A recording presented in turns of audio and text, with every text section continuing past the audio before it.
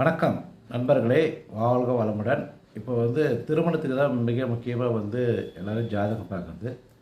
திருமணம் முதல்ல நடக்கணும் அப்படின்னா தசாபுத்தி வழிவிடணும். தசாபுத்தி வழிவிடாமல் திருமணம் நடக்கவே நடக்காது. கோயிலுக்கு போனாலும் சரி, பரிகாரம் பண்ணாலும் சரி, என்ன பண்ணாலும் அது நடக்கவே நடக்காது. ஒரு புத்தி சப்போர்ட் பண்ணணும். கண்டிப்பாக புத்தி நடக்காமல் திருமணம் நடக்கவே நடக்காது. அது ஒரு ஏஜ் இருக்கும்போதே நம்ம திருமணத்துக்கு ஸ்டார்டிங்லேயே பார்த்துக்கணும். அதுக்கான காலம் எப்போன்னு தெரிஞ்சுட்டு அந்த காலத்தில் நம்ம திருமணம் செஞ்சுக்கலாம். எப்பயுமே கிரகங்கள் நமக்கு பாதையை காட்டிகிட்டே இருக்கும். அது எந்த டைமுன்னு தெரிஞ்சுக்கிட்டு தான் நம்ம திருமணத்தை பண்ண முடியும்.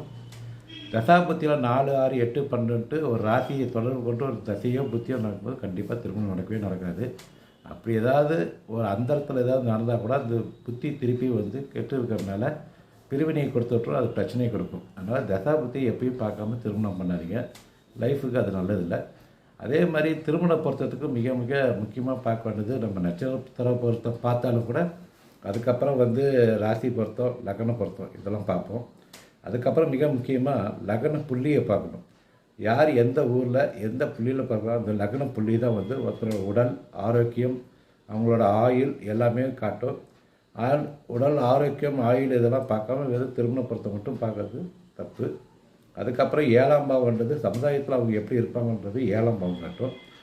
அதுக்கப்புறம் ஆணாக இருந்தால் சுக்கரனும், பெண்ணாக இருந்தால் செவ்வாயும் பார்க்கணும். சுக்கரனும் செவ்வாயும் நல்லா இருந்தால் கணவன் மனைவிக்குள்ள நல்லா அந்யோன்யமாக சந்தோஷமாக லைஃப் லாங் நல்லா ஜாலியாக சந்தோஷமாக இருப்பாங்க. அதுக்கப்புறம் நடக்கிற தசா புத்தியில் குருவும் 5ஆம் பாவமும் கொஞ்சம் நல்லா இருக்கணும். நல்லா இருந்தால் குழந்தைகள் அந்த டைமில் நல்லா பிறக்கும். கெட்ட தசா புத்தி நடக்கும்போது குழந்தைகள் பிறந்துச்சு அப்படின்னா நமக்கு குழந்தைங்களுக்கு உடல் ஆரோக்கியம் இருக்கிறது, இல்லை குழந்தை பிறக்காமல் இருக்கிறது, குழந்தைங்களுக்கு ஏதாவது பிரச்சனை உருவாகிறதெல்லாம் பார்த்திங்கன்னா தசாபுத்தியில் அந்த குழந்தைங்க உருவாகிற டைம் நம்ம கண்டிப்பாக பார்க்கணும். அதுக்கு தான் திருமணம் ஆகும்போது ஒரு 5 வருஷத்துக்காவது தசாபுத்தி நல்லா இருக்கணும். அந்த டைமில் திருமணம் பண்ணோம்னா குழந்தை பிறப்பு எல்லாத்துக்குமே நல்லது.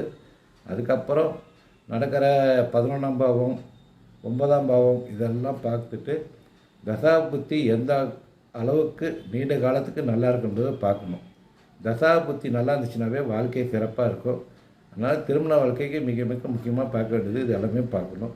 இதெல்லாம் பார்த்தோம்னா வாழ்க்கை சந்தோஷமாக இருக்கும். மேரேஜ் மேட்சிங் பார்க்கும்போது கண்டிப்பாக இவ்வளோ ரூல்ஸையும் பார்த்தா தான் லைஃப் நல்லாயிருக்கும். நன்றி நண்பர்களே, வாழ்க வளமுடன்.